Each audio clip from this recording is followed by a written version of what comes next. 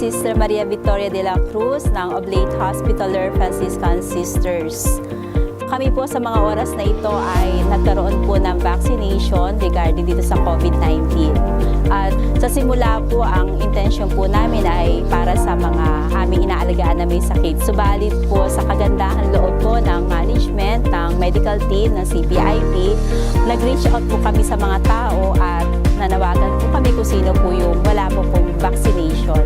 Kami po ay lubos na nagpapasalamat at umaasa na patuloy po ang inyong serbisyo sa mga taong higit na nangangailangan ng tulong, lalo higit sa lahat sa ating mga kababayan na may sakit. Patuloy po ang aming panalangin para po sa inyo. Kami po ay lubos na umaasa na bigyan kayo ng Panginoon ng lubos na kakayahan at kalakasan, hindi lamang ng pangangatawan, kundi higit sa lahat ng kaisipan at ng kaluluwa na maipagpatuloy nyo ang magandang gawain ito. Maraming salamat po.